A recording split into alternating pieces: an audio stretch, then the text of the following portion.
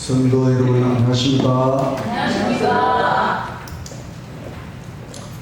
오늘은 어디나 계시는 하나님의 편재성, 편재.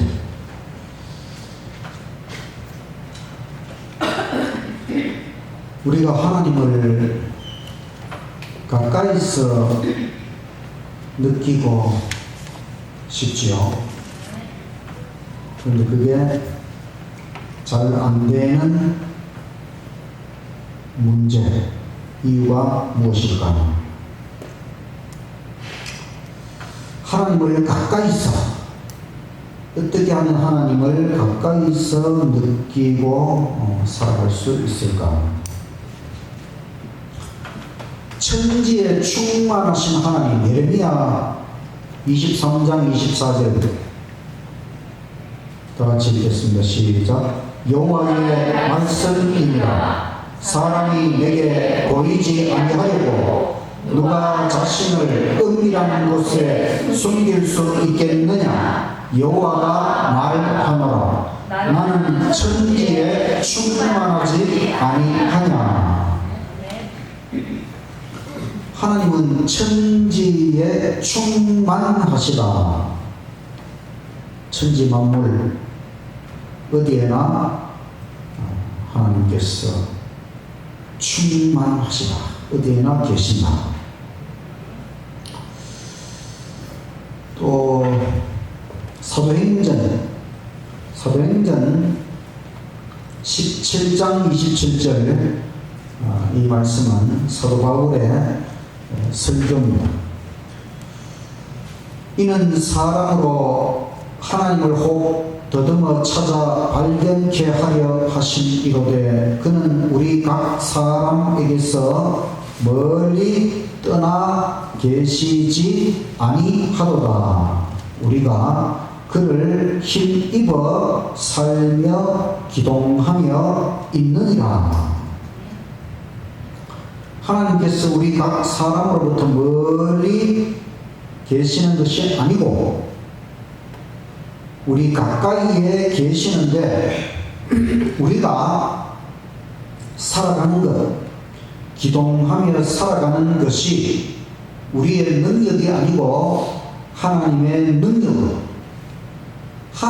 능력으로 지금 우리가 숨 쉬고 또 심장이 뛰고 또 이렇게 활동할 수 있다. 우리가 살아있는 이 자체가 하나님이 우리와 함께 하시는 것, 하나님의 능력, 매 순간 하나님의 능력으로 모든 사람, 모든 생명체가 하나님의 능력으로 살아있는 것이죠.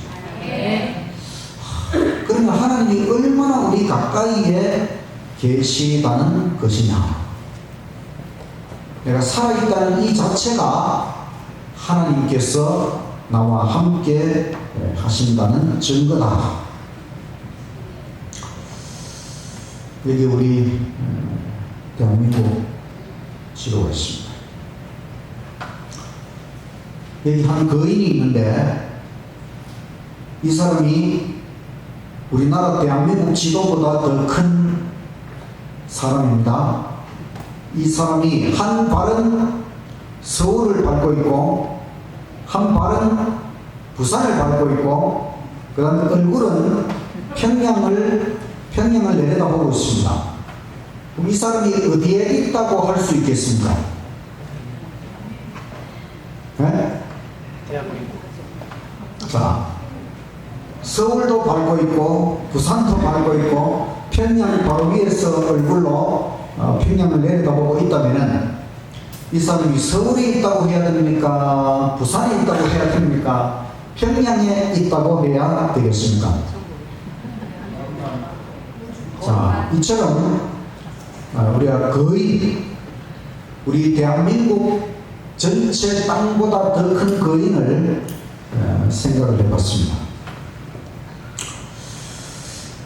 어린이반 선생님이 말씀하시길, 어린이반 선생님이 어린이들에게 하나님에 대해서 이야기하려고. 하나님은 어느 곳에나 계십니다. 하나님은 서울에도 계시고 부산에도 계시고 대구, 대전, 광주에도 계십니다. 듣고 있던 성진이가 질문을 합니다. 그러면 하나님은 몸이 몇 개인데요? 그러니까 하나님이 여기 모든 도시에 있을 수 있다고 하니까 어린이가 그걸 듣고는 야, 그럼 하나님이 몸이 얼마나 많으면은 여러 도시에 다 계실 수 있느냐? 여러분은 어떻게 생각하세요? 하나님은 여러 개의 몸을 가지셨기 때문에 여러 곳에 계시는 것이 아니랍니다. 하나님은 왕대하신 분이라고 배운 것 기억하시죠? 하나님은 몸집이 매우 큰 거인이라고 생각해 봅시다. 만약에 100층 빌딩 높이만큼 큰 거인이라면 어떻겠어요? 아니 그보다 더 크게 우리나라 대한민국보다 더 큰 거인이라면 어떻겠어요? 그 거인은 서울, 인천, 대전, 광주, 대구, 울산, 부산까지 모든 도시를 한눈에 내려다 보겠지요. 지구보다 큰 거인이라면 지구 전체를 한눈에 내려다 보겠지요. 우주보다 큰 거인이라면 우주 전체를 한눈에 내려다 보겠지요. 자, 이해가 되십니까? 자, 하나님은 우주보다 크신 분이죠. 광대하신 하나님, 우주를 만들어내신 분이니까 만약에 우리가 그 하나님의 크기를 우주와 비교한다면 하나님은 우주보다 큰 거인이시다. 그리고 우주 전체가 하나님께서 보실 때에는 한눈에 다 보이는 것이죠.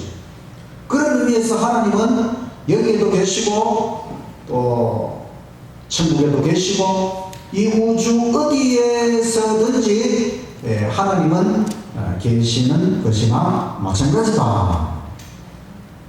이런 의미에서 하나님의 편재성을 이해를 해야 된다.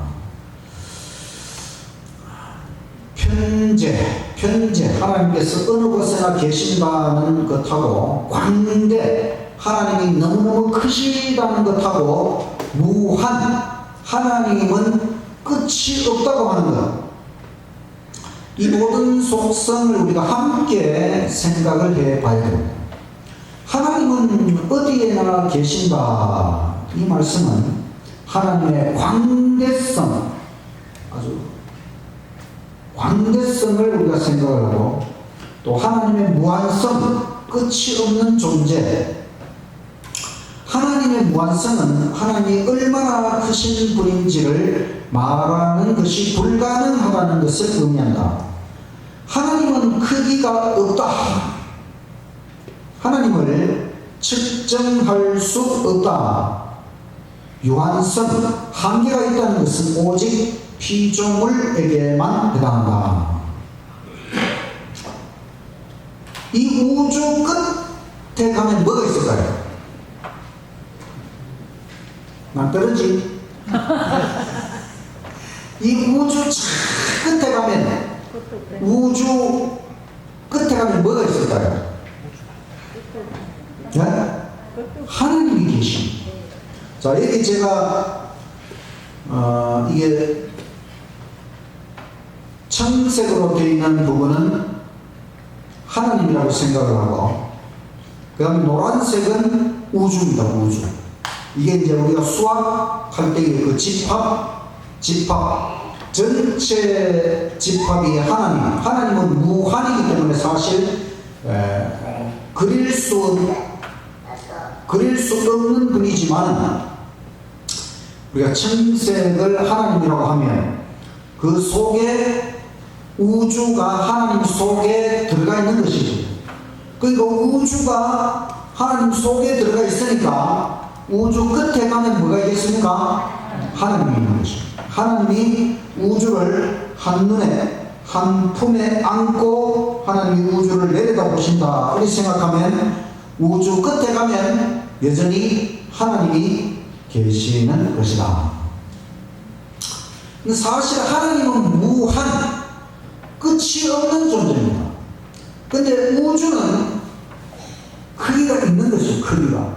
근데 사실은 무한 끝이 없는 하나님과 유한한 우주를 비교하면 사실 우주는 하나의 점에 불과한 것입니다. 그래서 우리는 무한히 관대하신 하나님께서 이 작은 우주를 한눈에 보고 계신다. 자, 이렇게 우리가 생각을 해볼 수 있습니다. 그 다음에 초월성, 지난 한 시간에 초월성에 대해서 말씀드렸죠. 또 관대성, 편재성, 내재, 하나님께서 내재하신다. 또 침투. 여기 또 이 그림을 보면 이 파란색은 바다입니다. 바다. 이 바다는 이제 하나님을 뜻한다면은 그 바다 속에 양동이가 하나 빠져 있어요. 그럼 양동이 바깥에도 물이 가득 차 있고 양동이 속에도 물이 가득 차 있습니다. 자, 이게 뭘 의미하는가 하면 하나님께서 이 우주를 이 우주가 양동이처럼 하나님 전체 하나님 속에 이 우주가 하나님 속에 우주가 있는 것입니다. 그러니까 하나님은 우주를 바깥에서 감싸고 계시면서 물이 바닷물이 양동이를 다 담그고 있는 것처럼, 근데 또 양동이 속에도 물이 들어가 있는 것처럼, 그러니까 하나님은 이 우주를 겉에서만 감싸고 계시는 것이 아니고 이 우주 구석구석 속에 침투하여 사실은 침투하실 뿐만 아니라 우주 안에 있는 모든 것이 그냥 살아있도록, 양동이는 사실 죽어있는 것이잖아요. 그러니까 사실 우주 만물이 전체는 하나의 작품입니다. 살아있는 작품. 우주는 현재도 계속 움직이고 살아있는 작품이죠. 우주라는 작품 속에는 무수한 생명체들이 존재하고 이것은 정말 엄청난 작품이지. 근데 이 우주라는 작품이 계속 이렇게 살아 움직이기 위해서 하나님께서 이 우주의 모든 것 속에서 지금 하나님의 능력이 작동하고 있다. 그게 하나님이 우주를 유지 보존하신다. 그렇다면 하나님이 이 우주 만물 모든 것을 주관하셔야, 그러니까 우주 만물 속에 침투하셔서 이 우주 만물 모든 것을 주관하셔야 우주 안에 있는 모든 것이 살아 있을 수가 있는 것입니다. 이런 의미에서 하나님은 하나님과 관계없이 존재할 수 있는 것은 이 우주 안에 아무것도 없는 것입니다. 풀 한 포기, 돌멩이 하나, 원자 하나하나까지 하나님의 능력이 아니고서는 존재할 수가 없는 것이다. 이런 의미에서 하나님은 정말 어느 곳에나 계시는 것이 맞죠. 뿐만 아니라 이 하나님의 작품 속에서 가장 중요한 것은 누구입니까? 바로 사람. 하나님의 형상대로 창조를 받은 우리 사람. 그 사람의 이 몸, 육체뿐만 아니라 이 사람의 정신, 생각, 마음, 영혼, 이 모든 것도 하나님께서 주관하고 계시는 것이지. 이런 의미에서 하나님이 얼마나 우리 가까이에 계시고 하나님이 이 우주 구석구석 얼마나 하나님께서 가까이 계시느냐, 이런 것을 하나님의 편재성이라고 하는 그 속성을 초월성, 광대성, 내재성, 침투성, 이 모든 속성과 함께 생각을 해야 올바르게 생각을 할 수 있는 것입니다. 만물에 침투하시는 하나님, 솔로몬이 성전을 건축했습니다. 이게 솔로몬 성전입니까? 하나님의 성전입니까? 하나님의 성전. 솔로몬이 거하는 성전이 아니고 하나님이 거하시는 성전을 솔로몬이 건축한 것이지요. 그리고 솔로몬이 하는 말이 이것입니다. 열왕기상 8장 27절, 하나님이 참으로 땅에 거하시리까 하늘들의 하늘이라도 주를 수용하지 못하겠거든. 하물며 내가 건축한 이 성전이리까. 하나님이, 만약에 하나님이 어느 곳에 계시다면 이 땅, 이 지구 땅뿐만 아니라 하늘들의 하늘, 이 표현은 우주 공간을 말하는 것입니다. 이 우주 공간 전체라 할지라도 하나님을 수용할 수가 없다는 것입니다. 솔로몬은 하나님의 그 존재의 크기를 어렴풋이라도 아는 것입니다.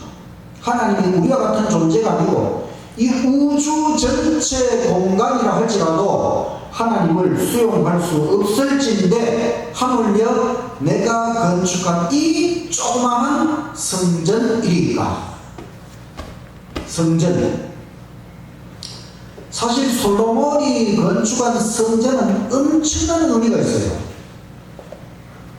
성경의 역사 속에서 하나님을 위하여 고대 세계의 여러 종교의 여러 신전들이 다 있잖아요. 근데 여호와 하나님을 위한 신전은 뭐가 처음입니까? 이 솔로몬이 건축한 성전이 처음입니다. 물론 성소도 있고 그걸 했지만은 그건 다 조립식 이동용 임시 거처지, 딱 땅에다가 딱 세워서 이렇게 세운 건물을 솔로몬, 이것을 누가 시켜서 했습니까? 인간이 자발적으로 한 것입니다. 다윗이 내가 하나님을 위하여 성전을 건축하겠습니다. 이것은, 이런 다윗이 이런 마음을 가졌다는 것은 엄청난 일입니다. 하나님이 다윗 보고 너 내가 그렇게 안 했어요. 다윗이 내가 하나님을 위해서, 나는 이 좋은 집에 사는데, 궁궐을 만들어 놓고 사는데 하나님 성전은 지금 너무 초라하니까 내가 하나님을 위해 성전을 만들겠다고 하는 이 마음을 썼을 때에 하나님께서 다윗에게 성전 건축을 허락하지는 않았지만 그 아들 솔로몬을 통해 성전을 건축하면서 다윗에게는 엄청난 축복을 허락하셨어요. 그걸 뭐라 그럽니까? 네? 다윗 언약이에요. 다윗 언약. 다윗의 집을 세우시고 다윗의 후손 대대로 이스라엘의 왕의 자리를 주겠다. 그래서 솔로몬이 성전을 건축했지만은 솔로몬이 하나님 앞에 이 성전이라 할지라도 사실은 하나님을 수용할 수가 없다.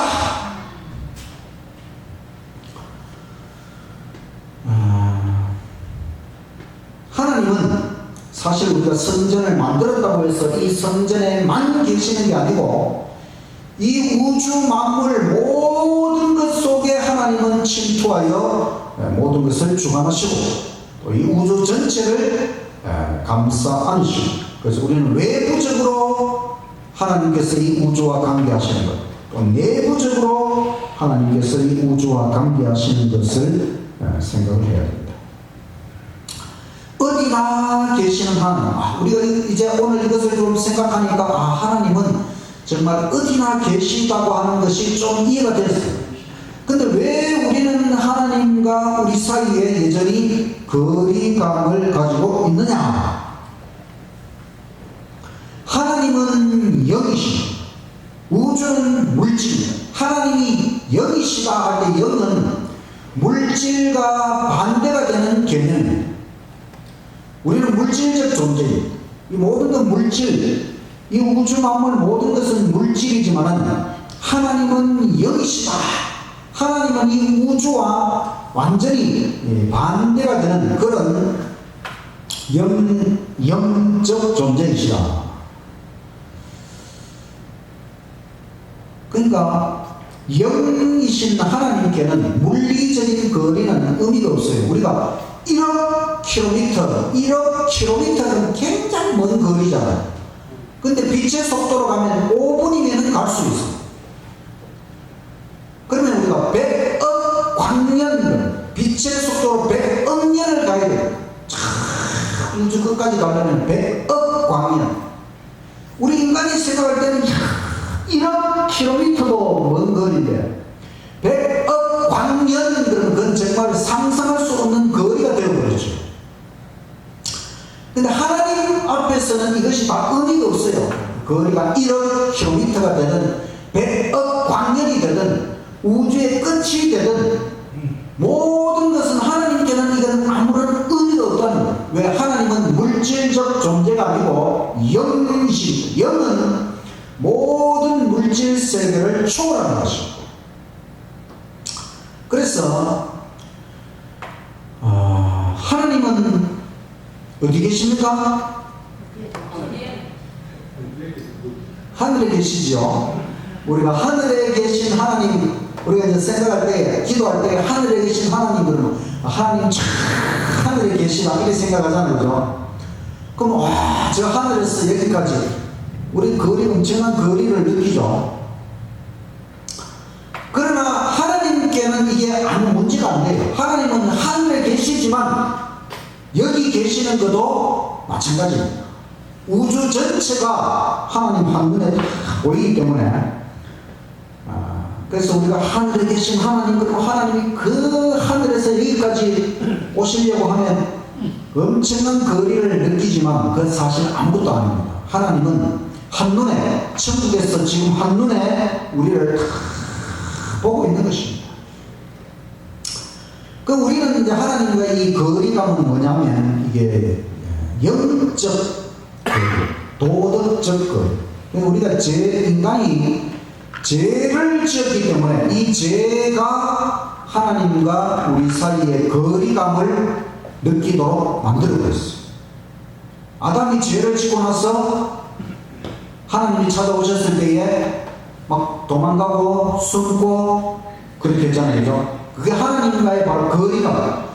인간이 죄를 지었기 때문에 하나님 앞에 잘못하고 있으면 그것이 하나님과의 거리감이 되는 것이지 물리적인 거리는 아무 문제가 아니라는 것입니다.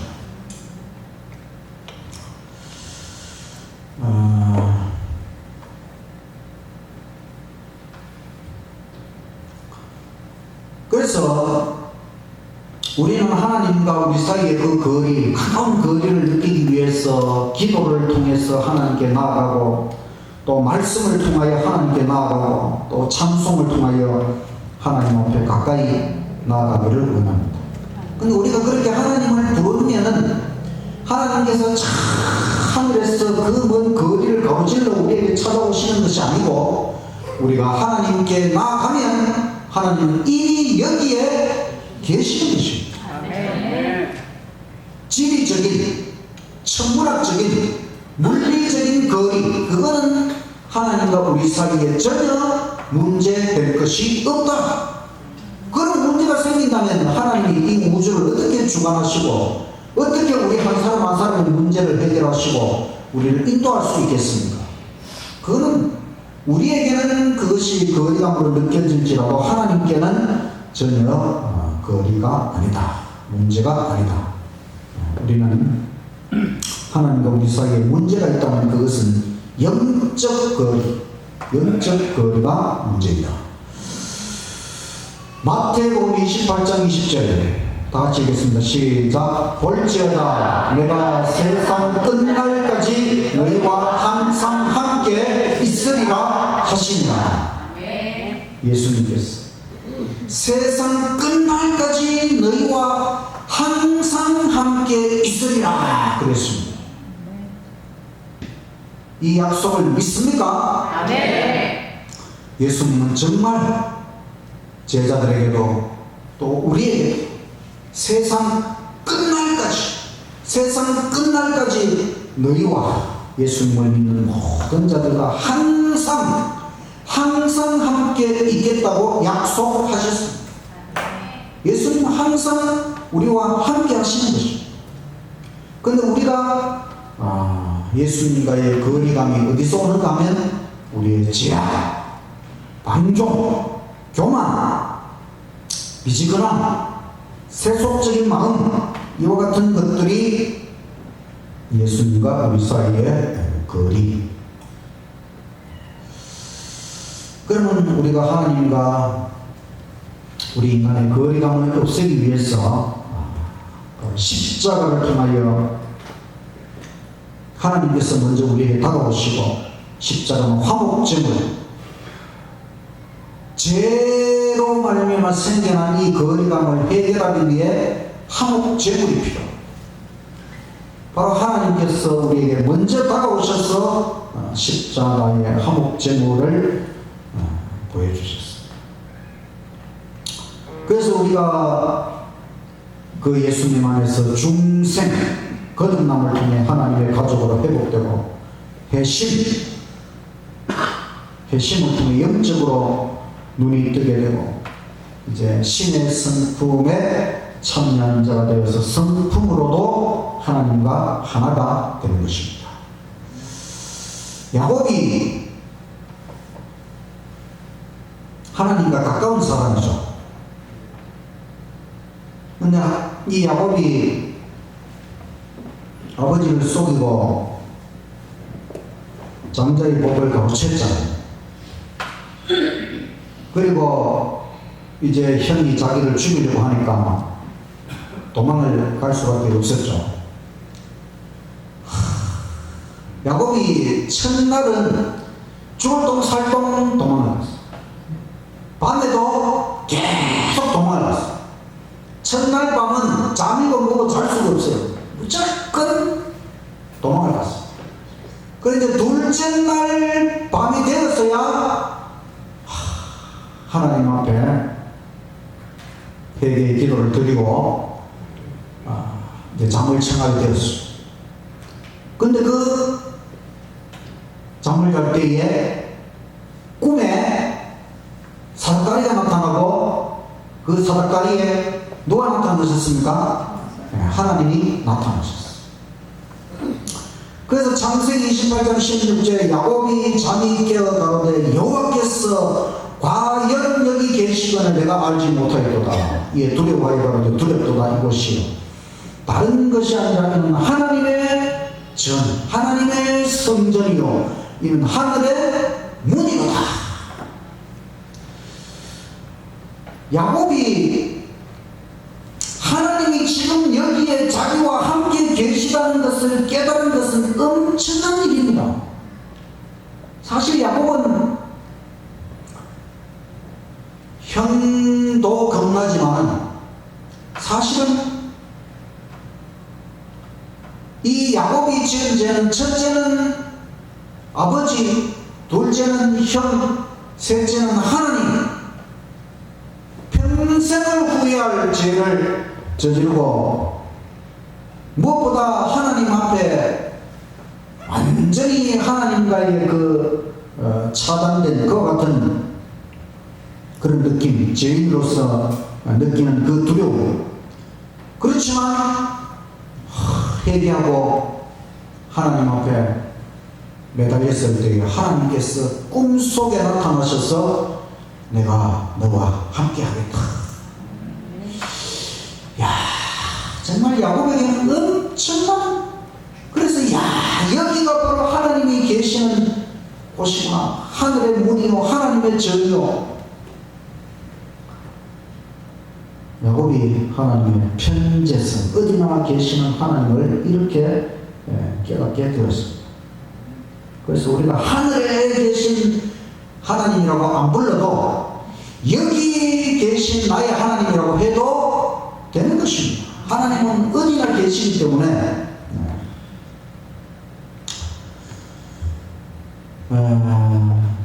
그리고 또 세월이 흐르고 외삼촌 집에 갔다가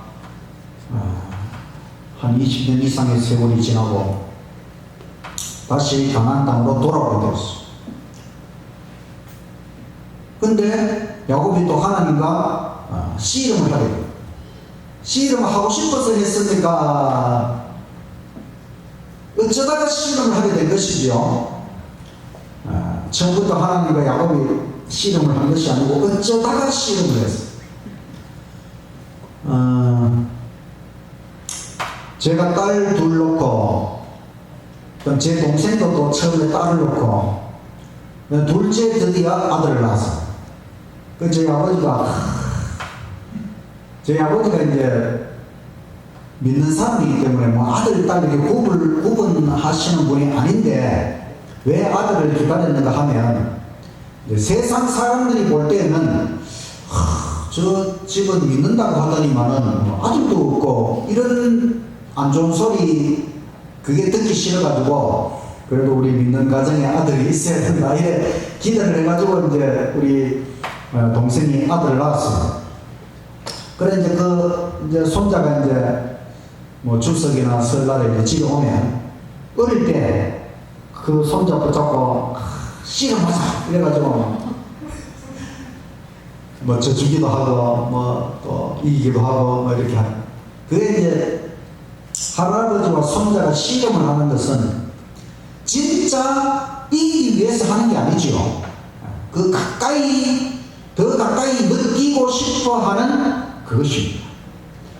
야곱이 어쩌다가 하나님과 씨름을 했지만 그 씨름을 하고 나서 그때부터 이 한도뼈가 골절되어서 정상적으로 걸어 다니는 사람이 될 수 없었지만 야곱이 하나님과 씨름했던 그 경험은 사실 야곱의 생애에서 하나님과 가장 가까이 씨름을 하려면 몸으로 부딪혀야 되잖아요. 붙잡아야 되잖아요. 그것이 야곱에게 있어서는 하나님과 너무나 가까이 있었던 경험. 우리가 이 마지막 때에 야곱의 환란을 당한다고요. 야곱의 환란. 야곱의 환란이 바로 야곱이 씨름한 그 경험.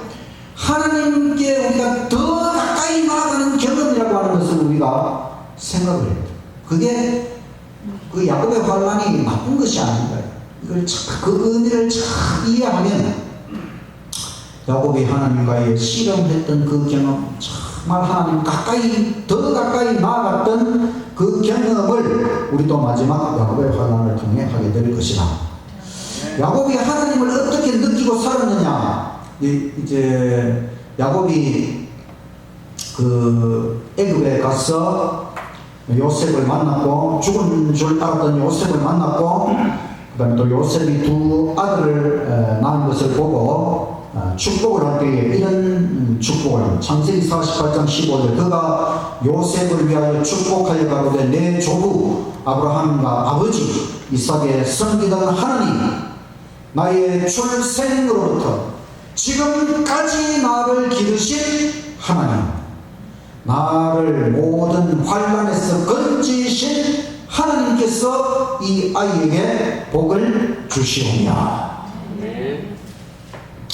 야곱에게 있어서 하나님은 그 할아버지 아브라함의 하나님이시기도 하고 아버지 이삭의 하나님이시기도 하고 자기 자신의 하나님이신데 자기는 출생부터 지금까지 야곱이 147살까지 살았거든요. 출생으로부터 지금 죽을 때까지 나를 기르신 분이 누구다? 하나님이시다. 나를 모든 환난에서 건지신 하나님. 야곱에게 정말 인생은 환난이었습니다. 모든 환난에서 건져주신 분이 하나님이십니다. 야곱은 평생을 통해 하나님을 느낀 것입니다. 그러니 이런 고백을 할 수 있고 그런 하나님의 축복을 그 손자들에게도 기원할 수 있는 것이죠. 또 에녹이 하나님과 300년을 동행하다가 하늘로 올라갔습니다. 옛날에 어떤 목사님이 이 설교를 하시는데 어떻게 설교를 하셨는가 하면 하나님과 에녹이 동행하다가 어떻게 하늘을 갔느냐 그 설명을 하시다가 하나님과 에녹이 매일 만나가지고 산책을 하는데 계속 산책을 하다가 하루는 산책을 하다 보니까 천국 문 앞에까지 가버렸대요. 그래서 하나님이 집으로 돌아가라고 하지 않고 여기 이제 한 발자국만 들어가면 천국이니까 그만 천국으로 들어가자 이래서 에녹이 천국으로 들어가 버렸다. 하나님과 에녹의 거리가 한 발걸음, 에녹과 천국의 거리가 한 발걸음으로 좁혀졌다고 하는 것입니다. 그만큼 하나님과 300년 동안 동행.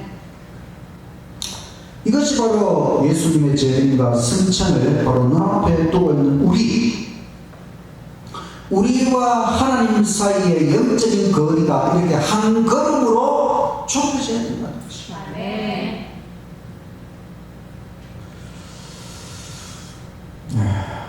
하나님의 눈앞에는 만물이 벌거숭이로 드러나 있습니다. 히브리서 4장 13절. 하나님은 우주보다 크신 분으로서 우주를 한눈에 내려다보십니다. 하나님께서 우주를 들여다보시면 모든 것은 벌거숭이처럼 하나님 드러납니다. 하나님은 광대한 우주를 품에 안으시고 운행하고 계십니다. 하나님은 우주의 구석구석을 환하게 하십니다. 아실 뿐만 아니라 우주 만물 안에 침투하여 그것을 유지 보존하고 계십니다.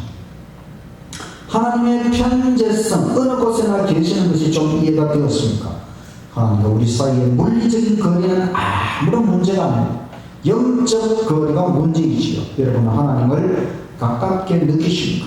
날마다 하나님께 더 가까이 나아가는 하루하루가 되시길 간절히 바랍니다.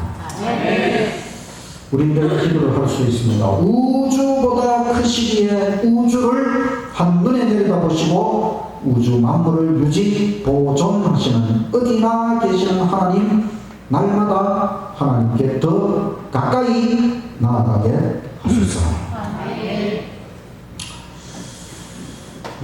어디나 계시는 하나님, 우리가 이제 하나님에 대해서 생각할 때 하나님 광대하시기 때문에 우주를 다 한눈에 내려다보시고 또 이 우주 모든 것 속에 내재하셔서 우주를 유지 보존하시기 때문에 이 우주 어느 곳에나 하나님의 능력이 작용하고 또 하나님은 영이시기 때문에 물리적인 물체 모든 우주 만물을 초월하여 하시기 때문에 하나님과 우리 사이의 물리적인 거리는 전혀 문제될 것이 없다. 하나님은 우리를 완전히 인도하시고 보호하시고 그래서 우리는 걱정할 필요가 없습니다. 성경에 나오는 많은 인물들이 하나님과의 거리를 좁혀가는 것, 계속해서 하나님과의 거리를 좁혀가는 에녹이 그랬고 아브라함이 그랬고 야곱이 요셉이 모세가 또 출애굽할 때의 백성들이 욥이 다윗이 다니엘이 베드로 요한 사도 바울 이 영적인 사람들이 평생을 통해서 계속해서 하나님과의 그 거리를 더 좁혀가는 것입니다. 계속해서 더 하나님께 비록 우리가 죄인이지만 하나님께 더 가까이 나아가는 경험, 이것이 성경의 인물들이 인생을 통해서 우리에게 보여주는 것입니다. 우리도 마찬가지입니다. 우리도 하나님과 우리 사이에 거리감이 0이 될 수 있다. 하나님과 나 사이에 거리감이 없어진다. 사실 하나님은 우리 마음속에 계시지요. 우리 마음속에 성령으로 임하셨습니다.